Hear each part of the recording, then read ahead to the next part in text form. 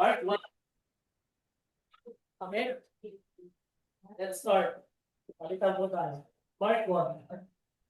The beginning of the gospel of Jesus Christ, the Son of God. Please, yes, upon us, before I stand upon prayer before my face, we shall prepare the way before you. Okay? 3. The voice of one cried in the wilderness, prepare ye the way of the Lord, make his paths straight. John did baptize with the wilderness and preached about this report for God of sin. Okay, 5. And there went out unto him all the land of Judea, and they of Jerusalem, and were all baptized of him in the river of Jordan, confessing their sins. And John was called Simon's Peter, and with the children of the Spirit about his Lord, and he did eat locusts and wild honey. 7. And preached, saying, There cometh one mightier than I after me, and the legend of those shoes I am not worthy to take out and unloose. Sabay po tayo sa it. Let's go start together. I can be baptized in with waters, but he shall baptize you with the Holy Ghost. Okay?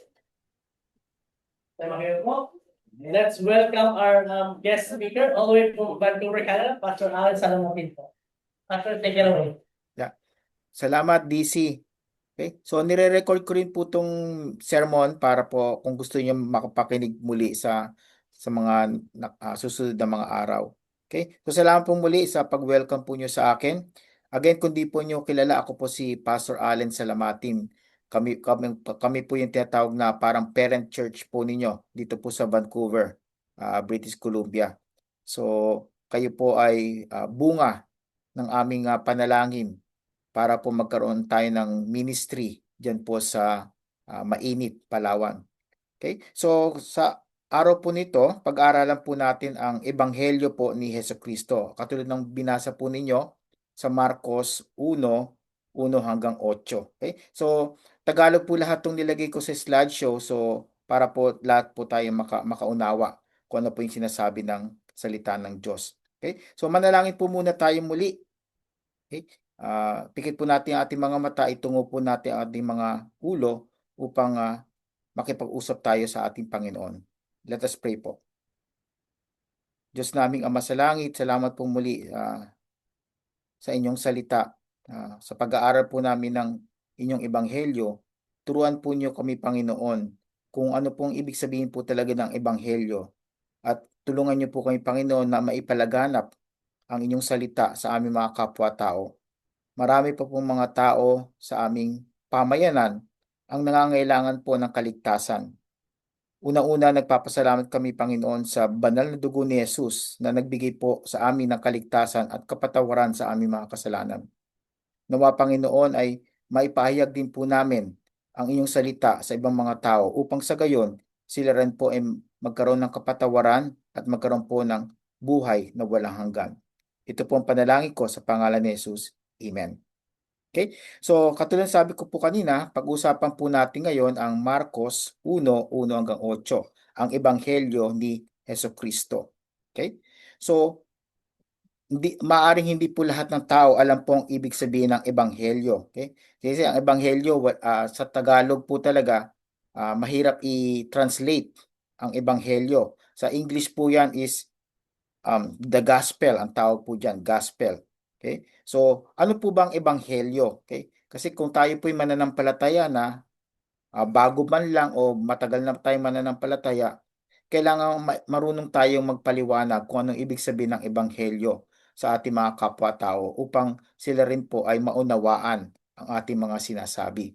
Okay? So, ang ebanghelyo po, hindi po yun mabuting payo. Okay? Although, yung Biblia po, ang ating binabasang aklat po ng Panginoon sa Biblia, marami mabuting payo. Ang ebanghelyo po, hindi lang po siya mabuting payo. Okay? Kasi alam mo naman po natin, kahit sino man po na may kaalaman, pwede po magbigay sa atin ng mabubuting payo. Pero ang ebanghelyo po ay more than mabuting payo. Mahigit pa yon sa mabuting payo. Pangalawa, hindi rin po ito relihiyosong tradisyon. Okay? So, katulad po natin, karamihan po sa atin sa Pilipinas, at sa inyo rin po, nanggaling po tayo sa ating lumang relihiyon, di po ba? Doon sa ating lumang relihiyon, nandun po yung mga tradisyon, no? Yung mga bagay na ginagawa natin. Lumuluhod tayo pag nasa simbahan, nagdadasal tayo sa pamamagitan ng rosaryo. Tatandaan po ba ninyo yon? Okay? Tapos may mga panahon na especially pagka Pasko, no? Pupunta tayo sa mga simbang gabi. Okay? So, ganun po ang mga tradisyon. Pero ang ebanghelyo po, hindi po tradisyon. Ito po ay bagay na binigay po sa atin ng Panginoon upang tayo po ay patuloy naman ng palataya kay Kristo. Pangatlo po, hindi rin po ito yung pagpapabuti ng sarili. Okay? Siguro narinig na po nyo yung mga do it yourself, no? Or DIY, sabi nga po ba. Hindi po pagpapabuti ng sarili. Although, ang ebanghelyo po, ang salita ng Diyos, ay magpapabuti po ng ating hindi lang po ng kaalaman, kundi ang ating pag-uugali at pamumuhay. Pero hindi lang po yon. Kasi ang salita po ng Diyos, ang ebanghelyo, ay higit pa sa mga bagay na ito. Okay? So ano po ba talagang ebanghelyo? Ang ebanghelyo, kung itatranslate po natin sa Tagalog, ay mabuting balita. Okay? So, bakit po ba mabuting balita ang ebanghelyo? Bakit siya mabuting balita? Kung ngayon nakikinig kayo sa mga telebisyon, sa radyo, yung mga nangyayaring balita, no? Diyan lang po sa Pilipinas o sa anumang bayan o bansa sa buong mundo, puro po masasama yung balita na narinig po natin, no? Yung mga patayan, mga nakawan, diyan po sa Pilipinas, yung pagkurakot po ng mga politiko, okay? At yung mga nangyayaring mga digmaan sa iba't ibang lugar sa buong mundo, di po ba masamang balita yon? Ganun din po pag nagkaroon tayo ng hindi magandang kalusugan, no? Nagkasakit po tayo, hindi rin po magandang balita ayon. So, ang mga tao po, especially po sa panahon ngayon, kailangan po natin marinig yung mabuting balita. At ang ebanghelyo na nasa salita ng Diyos ang magbibigay po sa atin ng mabuting balita. Okay? So, pag-usapan po natin itong mabuting balita, paano po ba natin to ipapahayag at paano tayo maghahanda para dito sa mabuting balita? Okay? So, ang pangunahin po nating kaisipan na kung kayo po ay nagsusulat ng sa inyong mga notebook o sa kwaderno, maganda po, no? Isulat po ninyo dahil napaka-importante po itong mga bagay na ituturo ko po sa inyo sa ngayon. Okay? So, ang ebanghelyo po ay ang mabuting balita, yung pang-una-una na importante nating malaman. Mabuti pong balita o sa English, good news. Okay? Ano po itong mabuting balita? Ang mabuting balita ay ang Diyos ay dumating upang magligtas. Okay? Ang Diyos po natin, sinugo po niya si Kristo dito po sa lupa, mahigit na po na 2,000 taon na nakakalipas upang mamatay sa krus, ilibing at mabuhay na maguli. At ang layunin niya para po siya pumunta rito ay ipagkaloob ang kanyang buhay para sa bawat tao na nabubuhay sa mundong ito. Hindi lang po yung sa panahon po ni Kristo, kundi sa panahon din po natin ngayon at sa hinaharap po natin sa future po. So, yun po ang ebanghelyo o mabuting balita. Ang Diyos mismo ang gumawa ng paraan para tayo ay maligtas sa ating mga kasalanan. At tayo po ay makasama natin ang Panginoong Diyos sa langit pag tayo po ay pinawian ng buhay. Okay? Pero itong mabuting balita po, kailangan po yan ng tatlong bagay. Unang-una, kailangan po ng paghahanda or preparation. Kayo po, sa pagpunta po ninyo sa iglesia po natin dyan sa Mainit, Palawan, naghanda po kayo, di po ba? Siguro, kagabi, natulog kayo na maaga, inayos niyo na po yung mga damit ninyo, yung Biblia ninyo, inayos na rin. Tapos, naghahanda na rin kayo ng almusal ninyo bago kayo pumunta sa iglesia. So, ang mabuting balita na galing po sa salita ng Diyos, kailangan din po ng paghahanda. Pangalawa, kailangan din po ito ng pagsisisi. Yung pagtalikod sa kasalanan. Yung tinatawag po natin sa English na repentance. Repentance. Okay? Papaliwanag ko po yung mabuti mamaya. Okay? Pangatlo po, kailangan ng pagpapakumbaba or tinatawag natin sa English na humility. Okay? So, tatlong bagay po ang kailangan. Paghahanda or preparation, pagsisisi or repentance, at pagpapakumbaba or humility. Itong tatlong bagay po na ito ay napakahalaga para po ang mabuting balita ay may pahayag po natin sa ating mga kapwa-tao. Okay? Okay, so puntahan po muna natin ang unang tatlong talata po ng Marcos 1. Okay? Nilagay po dito yung Tagalog. Binasa niyo po kanina sa King James Version yan. So ngayon po sa Tagalog version para po maintindihan po natin ang kahulugan po ng salita ng Diyos. Okay? So ang unang-una po natin titingnan dito, ang mabuting balita ay tungkol sa isang persona o isang tao. At yung tao po niyan hindi po kahit sinong tao kundi ang Panginoong Hesus. Okay? So basahin po natin sa verses 1 to 3. Verse 1 po, sabi dito, ang pasimula, kanina binasa po, the beginning. Okay? Ang pasimula ng Ebanghelyo ni Jesucristo, ang anak ng Diyos. Okay? So napaka-importanting maunawaan po natin dito, ang mabuting balita ay tungkol kay Kristo. Hindi po ito tungkol sa atin, hindi po ito tungkol sa ating bayan o sa ating pamilya. Ang ebanghelyo po ay tungkol kay Jesucristo. At si Jesucristo po ay hindi po sino mang tao. Hindi po siya isang modelo lamang o isang ehemplo o isang guro or isang propeta na katulad ng sinasabi po ng ibang tao. Si Kristo po, above all po, ay anak ng Diyos. He is the Son of God. So, pag sinasabi po natin si Kristo ay anak ng Diyos or Son of God, that means also He is God. Okay? Sa Biblia po kasi, pag ang isang tao tinawag na Son of God, okay? For example, ako po, may father po ako dati na nawala na po. Ako tinatawag na son of this certain person. Okay? So, equal po sila. Ang Diyos po at ang Panginoong Jesucristo ay pantay po sa kapangyarihan. Hindi po ang Diyos Ama o ang Diyos na ating sinasamba ay mas mahigit kay Kristo. Pantay-pantay po sila kasama po ng Holy Spirit or banal na espiritu. Okay? So si Kristo po anak ng Diyos, kaya po siya ay sa ating sinasamba. Okay? Hindi po siya lamang tao kundi Diyos din po siya. Lagi ko pong sinasabi, si Kristo po ay 100%, 100% na tao at 100% na Diyos. Okay? At marami pong tao ang nalilito doon. Paano nangyari yung 100 plus 100? Di po ba 200%? Yeah. Sa ating pong pananaw, sa ating pong pag-iisip, imposible po mangyari yon. Okay? Pero sa Diyos po, posible po yon. Kaya si Kristo po, 100% na tao at 100% din po na anak ng Diyos or Diyos po siya. Okay? So ang ebanghelyo po ay tungkol kay Kristo. Yun po ang dapat po nating maunawaan. Pangalawa, nakita po natin dito sa verse 2, ayon sa nasusulat sa Isaias na propeta, narito ipinapadala ko ang aking sugo sa iyong unahan na maghahanda ng iyong daan. Okay? So itong si Isaias po, ito yung propeta sa Lumang Tipan, sa Old Testament po. Siguro napag-aralan nyo na yan o nabasa nyo na. At doon po sa Isaiah, sa chapter 40 po yon, verse 3, sinabi po doon na magpapadala ang Panginoong Diyos ng isang tao na hindi po siya si Jesus muna, kundi sa isang tao na maghahanda ng daan para po sa pagdating po ni Jesucristo. At yun po si Juan Bautista or John the Baptist. Okay?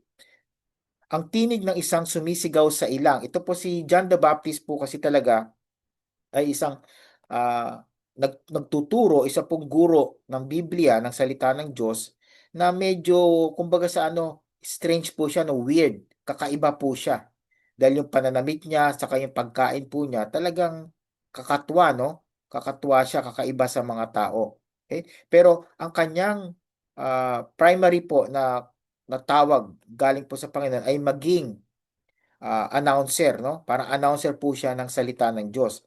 At ang i-announce po niya, si Kristo ay darating po in the very near future. Okay? So ito pong tinig ng isang sumisigaw sa ilang, si Juan Bautista po yan.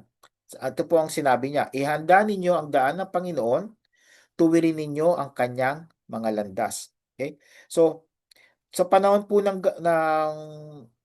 ni Juan Bautista at ng ating Panginoong Hesus, pagka may dumarating po na hari, hinahanda po nila ang daan para dun sa hari, no? Kasi very special po talaga, no? Very important person, VIP nga ba ang mga hari noong panahon yun. At dito tinutukoy po na hari na darating ay si Kristo, si Jesucristo na ating Panginoon at tagapagligtas. At ang responsibilidad po ni Juan Bautista ay ihanda ang daan ng Panginoon. Hindi po sa pamamagitan ng pisikal na paghahanda, kundi paghahanda na espiritual. Okay? So titingnan po natin ano yung paghahanda na iyon later on. Okay? So, kita po natin una-una sa verse 1, si Jesus po ang sentro. Okay? Ang pasimula ng Ebanghelyo ni Jesucristo ang anak ng Diyos. Si Jesus po ay tunay na tao at tunay na Diyos. Katulad ng sabi ko po kanina. Si Kristo, ang pangalan po ni Jesus na Kristo or Christ sa English po, ibig sabihin po yan Mesiyas o siya pong pinangakong Mesiyas. Pag sinabi mo Mesiyas, the sent one, yung pinadala po ng Diyos dito po sa lupa para mamatay sa krus. Kaya ang pangalan po ni Jesucristo, ni Jesus Christ is Jesucristo. Yung Kristo po, hindi po niya apelyido yan. Kasi marami mga tao, nagtataka sila. Ang pangalan pa na Christ o Kristo is apelyido ni Jesus, no? During that time po, hindi po uso yung mga apelyido. Usually first name lang. Or minsan, sinasabi nila, for example, si Pedro, ang original na pangalan po niya ay Simon. Sabi po doon, Simon, anak ni Jonah o Jonas. Yun po ang mga ginagamit nilang pangalan. Wala silang apelyido katulad po natin ngayon. So, ang pangalan po ni Jesus Christ, yung Christ po, hindi po yun ang kanyang apelyido. Pero nagpapatunay na po yun na siya po ang pinadala po ng Panginoong Diyos dito po sa lupa. Yung pangalan po naman na Jesus, kung alam po ninyo, ibig sabihin yun, God is with us. Ang Diyos ay nasa atin. Okay? So kayong mga Kristiyano na po, tinanggap niyo po si Kristo bilang Panginoon tagapagligtas, si Jesus po ay nasa inyo na po. At ang banal na Espiritu ay nananahan sa inyong buhay. At siya po ang tumutulong sa inyo upang lumago kayo sa inyong pananampalataya. Okay? So, sinabi rin po dito sa verse 1, siya po ang anak ng Diyos. So, ibig sabihin, tunay na Diyos po siya. So, kung meron po mga tao magsasabi sa inyo na hindi tunay na Diyos si Kristo, ituro po niyo sa kanila ang sinasabi po dito sa Marcos. Pag sinabi pong Son of God o anak ng Diyos, Diyos po siya. Okay? Kaya nga po nung sinabi ni Jesus, no, kung babasahin po niyo ang Ebanghelyo, yung Gospels, Matthew, Mark, Luke, and John, pag sinasabi po ni Jesus Christ na I and the Father are one, sinasabi po niya, pareho lang sila ng Diyos Ama at siya po ay anak ng Diyos. Tawag po nila doon ng mga pariseyo, yung mga religious leaders, blasphemy. Kasi hindi mo pwedeng ihalin tulad o ipantay mo ang iyong sarili sa Diyos. Pero sinasabi po ni Kristo, I and the Father are one. So, siya po ay Diyos. So, walang pagdududa na si Kristo po ay tunay na Diyos. At all throughout the Bible po, pag binasa po nyo, doon po mapapakita natin na si Jesus Christ ay tunay na Diyos. So, in short po, ang Kristyanismo ay si Kristo.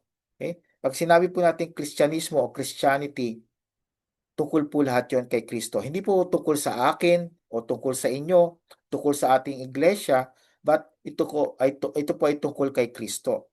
Kaya po tayo tayo sumasamba every Sunday morning, si Kristo po ang ating sinasamba dahil ang ating pag-worship po, pagsamba ay para po sa Panginoon. At tandaan po ninyo, pag tayo po ay sumasamba, kumakanta man o nagbibigay ng patotoo, ang audience po natin, ang nakikinig po sa atin ay ang Panginoong Hesus. At siya po ang ating binibigyan ng papuri. Dahil siya po ang nararapat na tumanggap ng lahat ng papuri. Okay? All glory belongs to Jesus Christ. Pangalawa po, makita po natin sa verses 2 and 3 po na ang pagiging anak ng Diyos po ni Kristo at bilang Mesiyas ay ipinangako noon pa. Okay? Mula pa sa Lumang Tipan o sa Old Testament. Katulad sabi ko po kanina, si Isaiah na propeta, sinabi po niya sa chapter 40 verse 3 ng aklat na pinangalan po sa kanya na sinugo na po ng Panginoong Diyos ang isang tao, si Juan Bautista, para po maganda po siya ng daan ni Kristo para ipaliwanag po ang mabuting balita sa lahat ng po ng tao at mamatay po siya sa krus. Okay? So ang ebanghelyo po ay pinlano na po ng Diyos, no? Dahil nasa Old Testament po, kung titingnan po ninyo, itong aklat po ng Isaias na propeta, sinulat ay yung mga nangyari po doon is about 500 BC. Si Kristo po ay pinanganak around, sabi nila, mga 2 BC. Okay? So, ano pong diferensya nun? That's 498 years. So, 498 years po, bago po ipanganak si Kristo dito sa lupa, pinahayag na po ng Panginoong Diyos na may darating po tayong Mesiyas na magiging tagapagligtas ng buong mundo. So, pinlano na po ng Diyos yan. Okay? So, ang Diyos po, ganyan po talaga. Kahit mo po sabi natin, no, bago po tayo likhain ang lahat ng tao mula po sa Genesis chapter 1, nandun na po ang plano ng Diyos na isugo si Kristo para po sa kapatawaran ng ating kasalanan. So ang Panginoon Diyos magaling po magplano eh. Tayo po minsan, di po ba, pag gumagawa tayo ng ating mga plano minsan nadidiskarel, di ba? Nasisira yung mga plano natin kasi may mga nangyayaring mga hindi natin inaasahan. So, nagdi-detour tayo, binibago natin ang ating mga plano. Pero ang Diyos po, mula pa po sa creation at even before the creation po ng buong mundo, nandun na po ang kanyang plano. Okay? At hindi po masisira ang kanyang pangako dahil lahat po ng pangako ng Panginoong Diyos ay matutupad. Natupad na po ang karamihan at matutupad pa rin po ang iba pa niyang pangako. Pangalawa, sabi ko nga kanina, ipinangako na po ng Diyos to. At tandaan po natin, pag nangako po ang Diyos, hindi po napapako. Tayo po, pag nangako tayo sa ating kapwa-tao o kahit sino man, minsan hindi po nangyayari, di po ba? Hindi natin natutupad. Pero ang Panginoong Diyos, pag nangako po siya, tunay po talagang tinutupad niya. Kaya tayo po, kung meron po tayo mga suliranin, mga problema sa kalusugan, o anumang mga hinaing, mga reklamo, humawak lang po tayo sa salita ng Diyos. Dahil sa salita ng Diyos, marami pong pangako na binibigay po siya para po sa atin na mga mananampalataya kay Jesus. At panghawakan niyo po yun at tandaan po ninyo, tutuparin po yun. Of course, hindi po sa sarili po niyong panahon, kundi sa panahon po niya, sa timing po niya. Okay? So, kailangan minsan maghintay po tayo. Okay? So, dapat maging matyaga tayo sa paghintay po sa kanyang mga pangako. Pangatlo po, hinulaan na po ng Panginoon, no? So yung ibig sabihin ko po dito ang hinulaan na ng Panginoon, hindi po yung hula na parang yung mga tao na nanguhula po, no? Ng mga fortune teller, hindi po. Ang Panginoon Diyos po, hindi po siya fortune teller kasi yung fortune teller, alam po naman natin po, no? Niloloko lang nila tayo. Dahil walang sino man tao na makakapag-predict ng future, di po ba?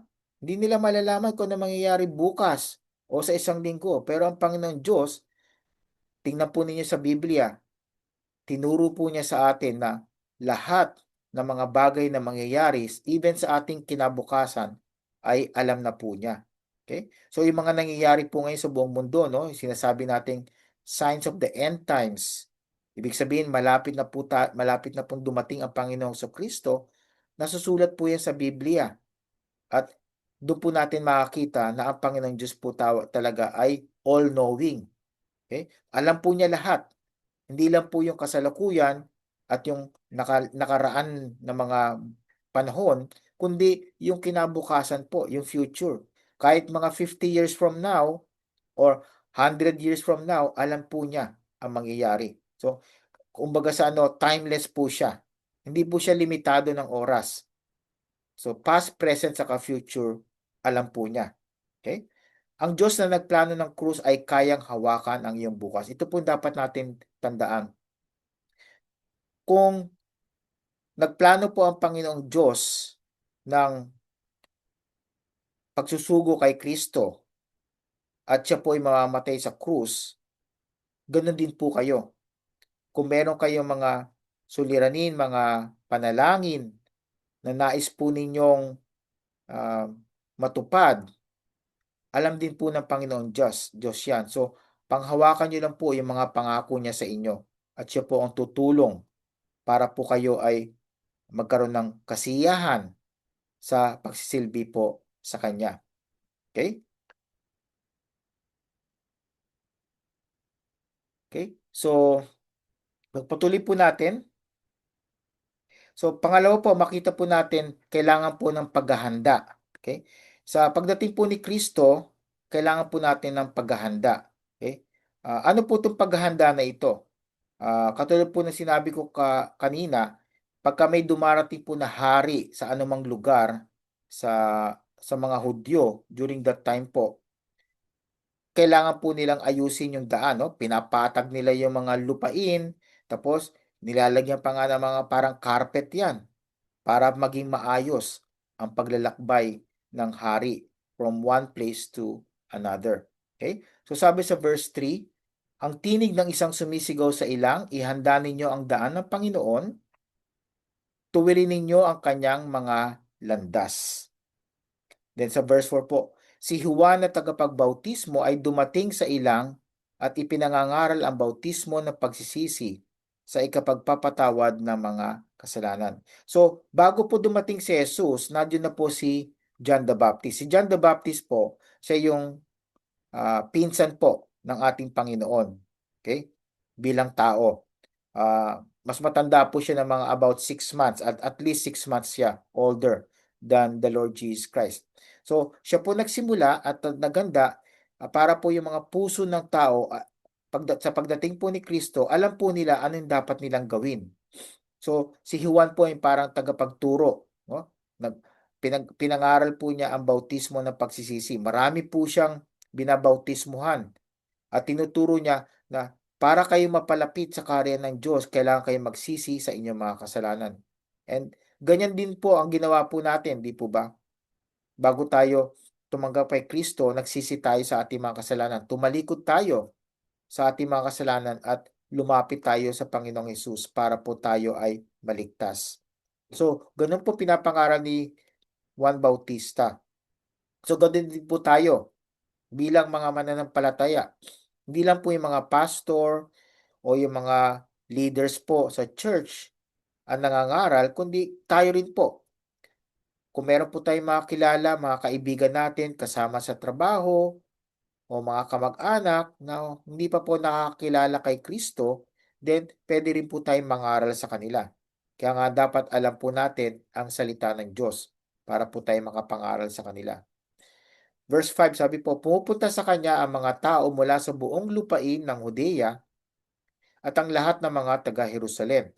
At sila'y binabautismuhan niya sa ilog Jordan na nagpapahayag ng kanilang mga kasalanan.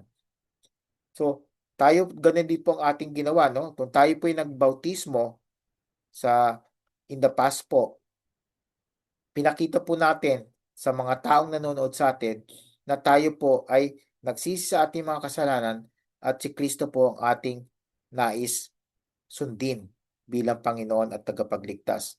So, ganun din po pinapangaral ni Juan Bautista.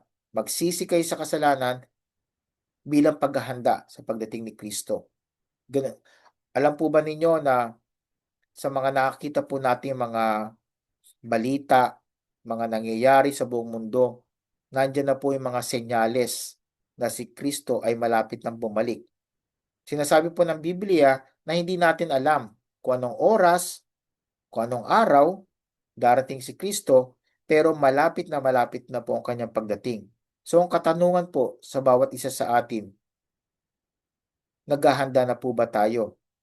O inahanda na po ba natin ang ibang mga tao, lalo na yung mga taong hindi pa po nakakilala kay Kristo? So, sana gayahin po din natin si Juan Bautista na nangangaral din po sa ibang tao tungkol sa Panginoon. Okay? So, ihanda ang daan, sabi po ni Juan Bautista. Okay? Noong dumarating ang hari, inaayos po nila yung mga daan. Okay? Katulad sabi ko po kanina, talagang pinapatag, tapos sinisigurado nila na walang mananakit sa hari, no? Parang may security sila, mga gwardiya. So, ganoon din po sa Panginoong Hesus. Hindi lang nga po parehong-pareho ganon, pero ang paghahanda po ay sa puso ng mga tao. So pag dumarating ang hari, inaayos po ang daan. So tayo rin po, paano po natin naayusin ang daan para po sa pagdating ni Kristo? Mangaral po tayo ng mabuting balita. Ipahayag po natin ito sa ating mga kapwa-tao.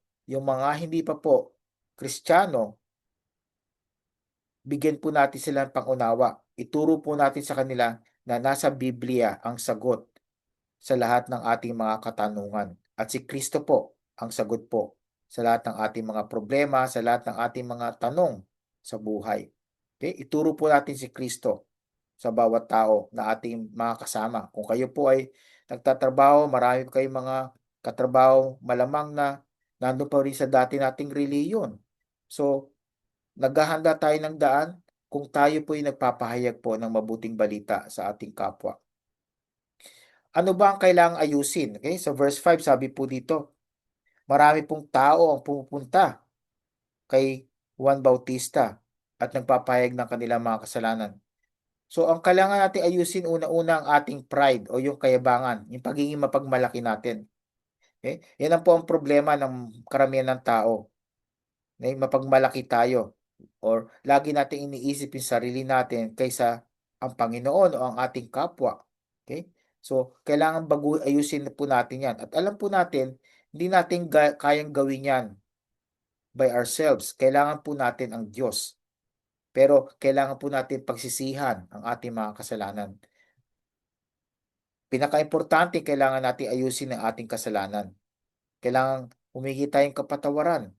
Dahil alam po natin na kahit na po anong gawin natin, hindi natin malilinis ang ating sarili sa mga kasalanan po na ating ginawa.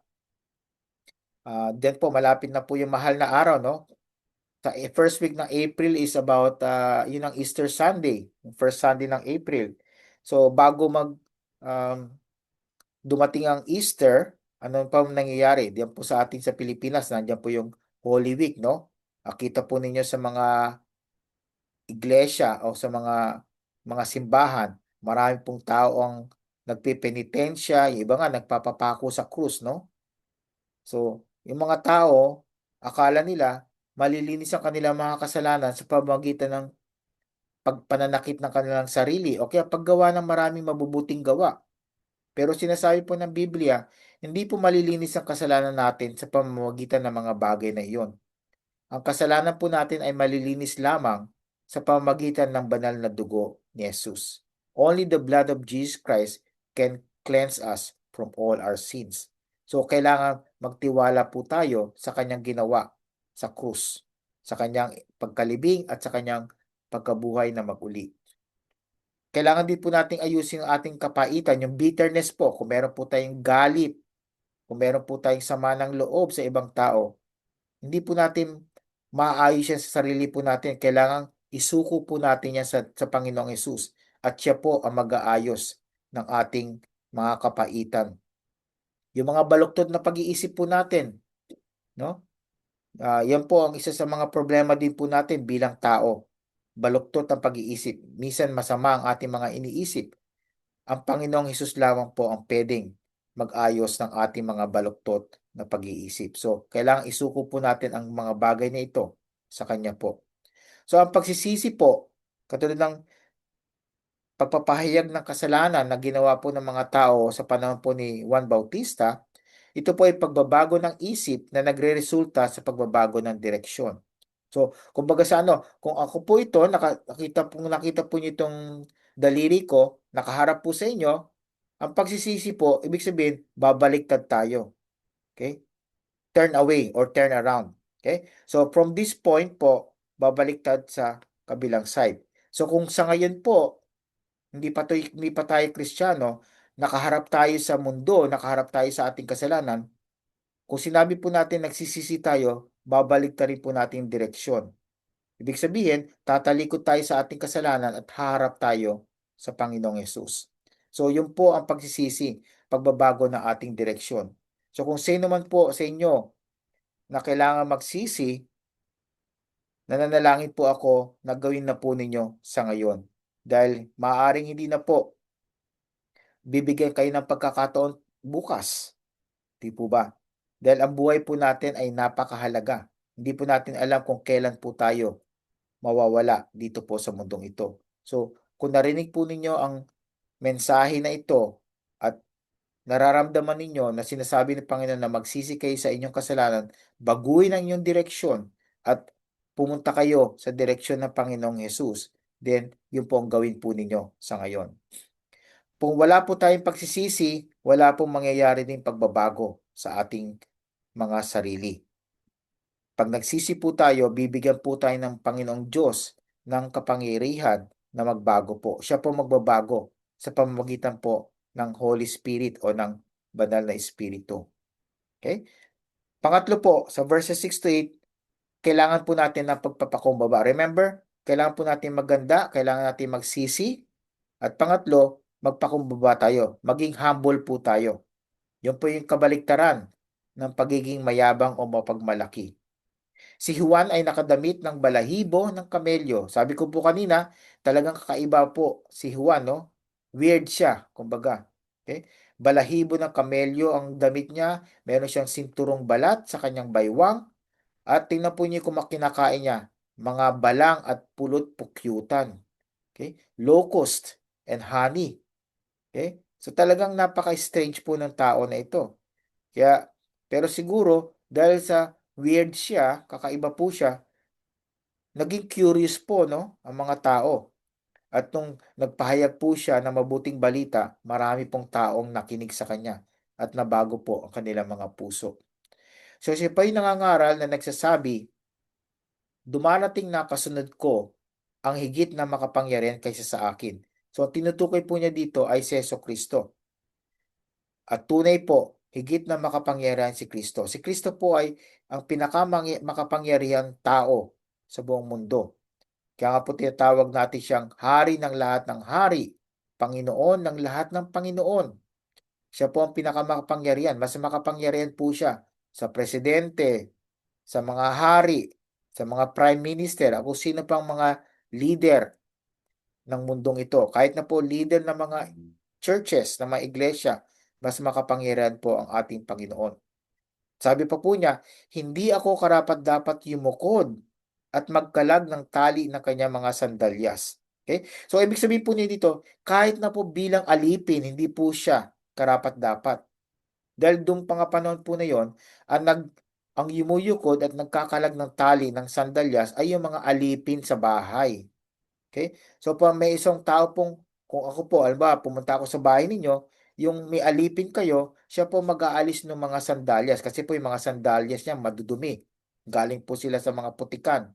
So, inaalis po nila yan at ang alipin po ang gumagawa. Hindi po yung may-ari ng bahay. Pero, so yung mga alipin po, ano po sila? Sila po yung mga humble na mga tao. Mapagkumbaba sila. Pero sabi po ni Juan Bautista, hindi siya karapat-dapat din magtanggal. So kahit na maging alipin, hindi siya karapat-dapat. Yan po yung nakikita natin na tunay na pagpapakumbaba. Sabi niya, hindi siya karapat-dapat na mag-alis ng sandalyas ng Panginoong Hesus. So ganoon din po tayo. Wala po sino sa atin na karapat-dapat na maligtas. We do not deserve salvation. Wala po tayong karapat-dapat na karapatan para po mapunta sa langit. Pero dahil sa pagmamahal po ni Kristo sa bawat isa sa atin, binigyan niya po tayo ng handog na buhay na walang hanggan. At tayo po, tinanggap po natin yung handog na yon. Kaya po tayo ay ligtas na. At alam po natin na tayo ay mapapunta sa langit. Pag tayo po'y binawian ng buhay o kung dumating po si Kristo for the second time. Okay? So napaka-importante po ng pagpapakumbaba sa paghahanda po natin sa pagdating po ni Kristo. So, verse 8 po, lastly, binautismuhan ko kayo sa tubig, ngunit kayo babautismuhan niya sa Espiritu Santo. Kung kayo po'y Kristiyano na, kayo po'y nabautismuhan ng Espiritu Santo. Okay? Hindi po ako nagsasalita tungkol doon sa physical na baptism nyo, no? Kayo po'y binautismuhan sa ilog o sa tubig. Ang sinasabi po dito, yung baptism by the Holy Spirit. Kailan po nangyayari ito? Tayo po'y nabautismo sa Espiritu Santo sa panahon na tayo po'y tumanggap kay Kristo bilang Panginoon Tagapagligtas. So, the moment po na tinanggap nyo si Kristo, ang Holy Spirit po, ang Espiritu Santo, mananahan na po sa inyong buhay. Okay? Yung pinatawag natin na baptism of the Holy Spirit. Okay? So, makita po natin dito yung pagpapakumbaba ni Juan. Sabi niya, hindi ako karapat-dapat. At sino man po sa atin ay wala pong karapatan po na mapunta sa langit.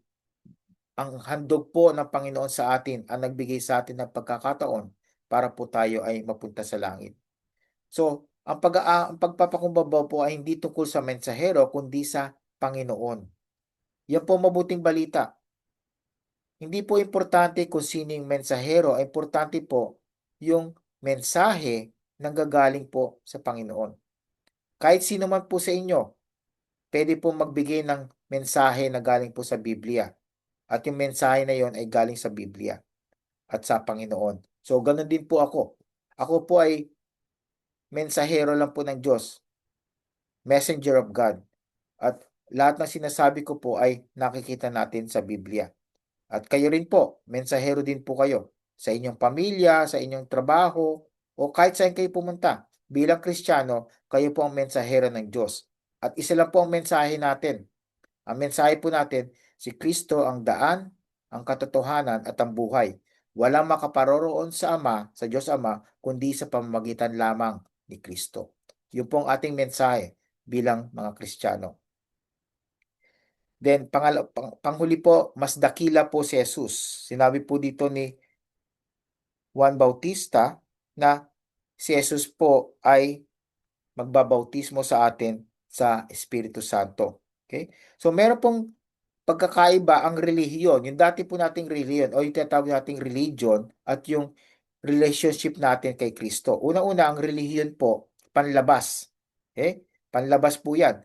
Hindi yan, ang relihiyon po, hindi na yung nagpapakita ng ating tunay na pag-uugali. Yung pagbabago natin sa kalooban. Okay? Ang relihiyon po ay ritual, yung mga tradisyon. Okay? Mga tradisyon na ginagawa po natin nung tayo po ay nasa lumang relihiyon natin. Pangatlo, panandalian lang po ang relihiyon. Okay? Napagmasdan na po ba ninyo minsan, balikan po ninyo yung dati yung relihiyon bago kayo naging Kristiyano. Nando kayo sa simbahan, parang napakabanal ninyo, para kayong mga halo, no, sa taas. Napaka, ano nyo, hindi kayo nagsasalita ng masama, maayos ang ugali ninyo. Pero, the moment na lumabas kayo doon sa simbahan ninyo, ang dami ng masamang salita na binibitawan po ninyo. Yung pag-iisip ninyo, hindi na rin maganda.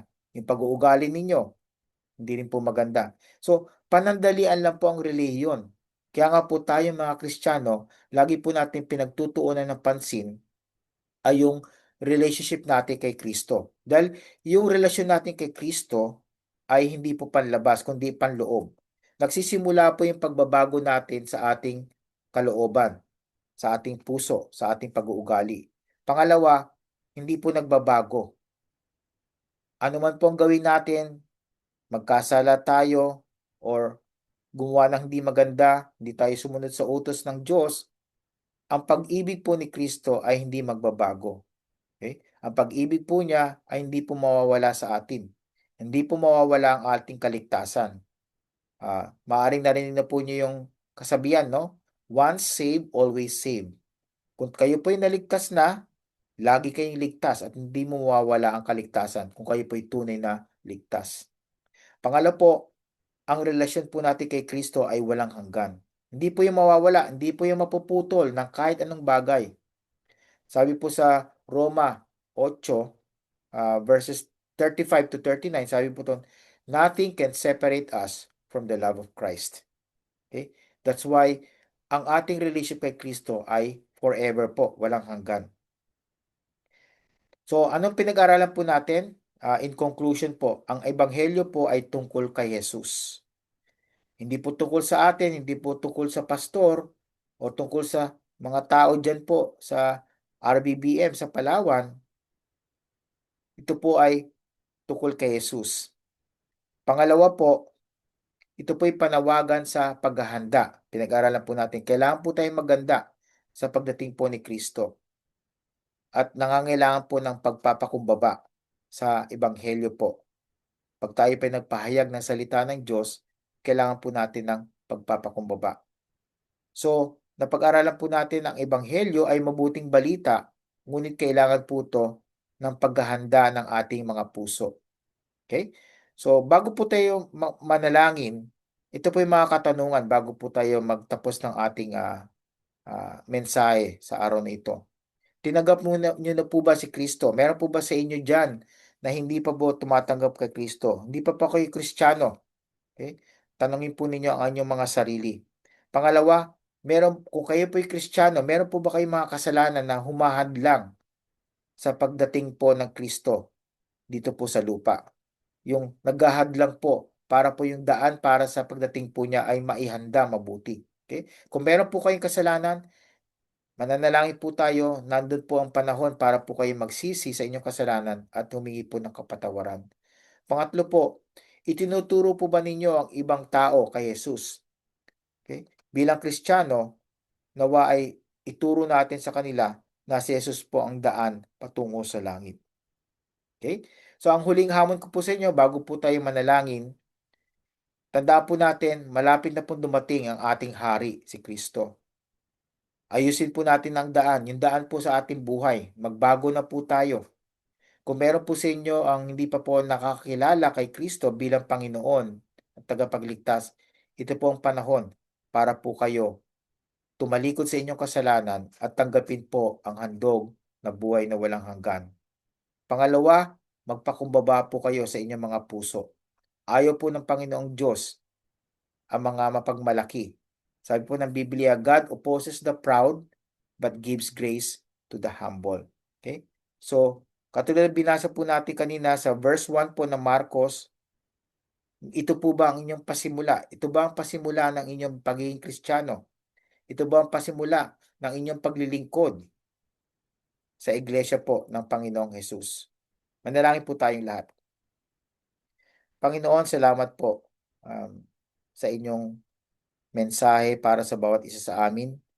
Tulungan po ninyo kami, Panginoon, na magsisi sa aming mga kasalanan.